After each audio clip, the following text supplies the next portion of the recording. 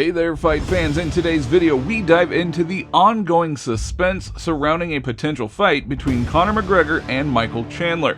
Although this matchup has not been officially announced and McGregor still remains absent from the USADA testing pool, we are eager to uncover what is actually happening behind the scenes. Then later in the video, the current UFC heavyweight champ Jon Jones is ready to face Sergei Pavlovich after the fight with Stipe Miocic, if the UFC makes him a financial offer that he cannot refuse. Meanwhile, Sergei Pavlovich tries to provoke Jones, and then Jones answers a question about a potential fight with Adesanya. Then at the end of this video, Francis Ngannou wants to rule ONE FC, and also personally choose his opponents for beatings, and then even set a fee for them. Now one starts to get the feeling that the Beast is determined to squeeze the maximum out of this situation. And right now, only one promotion can satisfy Ngannou's conditions. So we're going to kick things off in order. So before we kick off this video, I just want to ask you to please subscribe to our channel. Here are the statistics. 91.4% of the people that watch don't subscribe, while only 8.6% of people with a sub do. So thank you all in advance for your support. Now, in a situation where a fight with Conor McGregor has not yet been officially announced, the Irishman still has not returned to the USADA testing pool, and Michael Chandler continues to hope that he will have the opportunity to share the octagon with the former UFC champ. Now, it is a thought that comes to mind with every fight, every training camp leading up to stepping into the octagon, Chandler stated in an interview with ESPN MMA. And man, I can't wait to do it. I think he thinks he's big. I think he thinks he's more powerful than he ever has been. And those things, are definitely true. He's put on some size, but he hasn't carried that size. He's been carrying this size for 10 months. I've been carrying this size for 10 years. And he's not as big as he thinks he is. He's gonna be slower than he thought he was. And I'm gonna go out there, pick him apart, pick him up, put him down, beat him in any way that I want to, and honestly have my way with him. And it's gonna be awesome.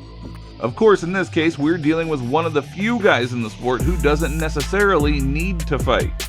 He has enough money, enough fame, and of course, that adds to the concern. Nevertheless, I think, and I have said this before, that Conor is a true romantic when it comes to martial arts or MMA. He genuinely loves it, and I think his ego is as big as Texas, so he really wants to come back and experience the excitement again. I honestly believe he will return. After all, his legacy will be tarnished if he makes everyone believe he's coming back and then ultimately backs down. Now, it should be noted that currently McGregor and Chandler are participating as opposing team coaches in the filming of The Ultimate Fighter's 31st season, which is set to premiere on May 30th. So we hope that Dana is doing everything possible not to disappoint millions of fans and that this fight actually does take place.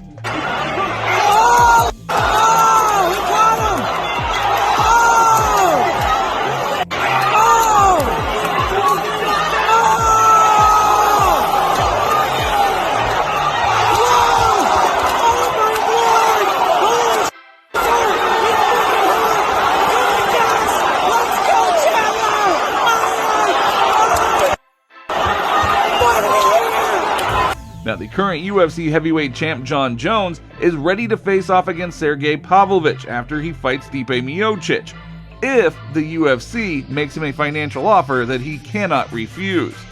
Everyone is talking about Sergei Pavlovich, Fox Sports quotes Jones, and Sergei is a big challenge, but no one knows who he is. For the most part, no one knows him. I think UFC analyst Luke Thomas put it best when he said high risk for very low reward. Now, in the case of a fight with Francis Ngannou, it would have been worth the risk, worth the money, and here, who knows? Perhaps if the UFC offers the right amount, we can implement this idea with Sergei. But at the moment, I have all the achievements, and I don't need to prove anything. Right now, my goal is to have one big fight against Stipe Miocic at Madison Square Garden and get it over with. I think the fight with Stipe will be enough for me. I don't think I will have to prove anything after I beat Stipe Miocic. Now, despite the fact that the current UFC heavyweight champ Jon Jones continues to defiantly ignore the successes and statements of Sergei Pavlovich, he does not lose hope of provoking Jones to respond. Pavlovich recently took to social media posting a photo of his last 6 fights saying, "I'm sure one person is looking at this now and is very worried." Last week, Pavlovich, who was second in line for the UFC heavyweight title, turned to the organization's management with a proposal to organize a fight with Jon Jones. which according to him would be more intriguing for fans than a title fight with Stipe Miocic. Now, according to the UFC's plan, the fight between Jones and Miocic should be headlining the traditional UFC event in New York this November. However, the championship fight has not yet been officially announced. And also, Jones answered a question about a potential fight with Adesanya. Can we have a fight? Hardly. Did you see what happened in the fight between Adesanya and Jon Blachowicz? He couldn't handle a guy who's bigger than him, and I'm a lot bigger than Jon. I don't think the fans want this fight. They will quickly realize that the forces are not equal, Jones stated.